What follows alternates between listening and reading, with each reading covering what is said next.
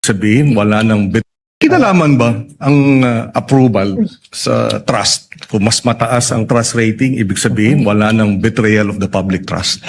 Well, Ayan. Mukhang nga pinaparinggan din dito, yung isang lawyer ng depensa ni Sara Duterte.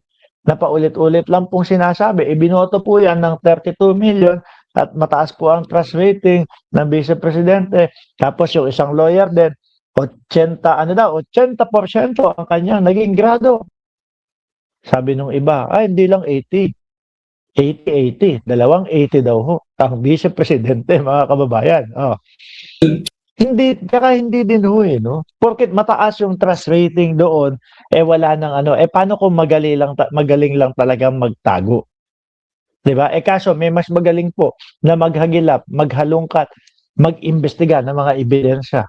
At ito po para masabi po ng kampo ng Vice Presidente na walang ebidensya at fishing expedition lang po ang ginagawa, mga kababayan.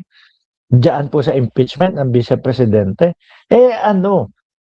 Yung diniscuss doon sa Kongreso, na nandoon, alam ko nandoon sila Michael Poa, no? Habang nagtatanong si dating Senadora De Lima, na ngayon po ay Congresswoman, tinatanong niya, eto bang mga transaksyon na ito ay positibo sa AMLAC at talagang nangyari? 18 po, mga kababayan. No? 18. Si Ma'am Gigi matutulog na. Alas 11 na kasi. 18, doon po sa binanggit ni Congresswoman De Lima, tugma po, mga kababayan.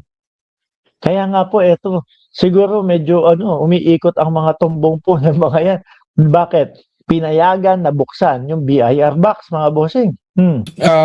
wala po. Sapagkat sabi ko nga, sa akin pong pananaw, sa akin din pong kaunting eksperyensya bilang isang political advisor din po, yung ating pong mga survey is only a snapshot ng mga pwedeng nangyayari. Alam naman po natin, ang tinatanong dyan, ilan lang o magpipili ng lugar kung saan po gagawin yung survey, hindi po natin pwede itong maging basihan sa pag-imbestiga.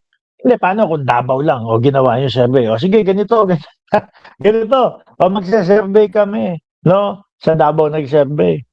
Ano po ba ang simpatya nyo o ano po ba ang masasabi nyo dito kay Sara Duterte?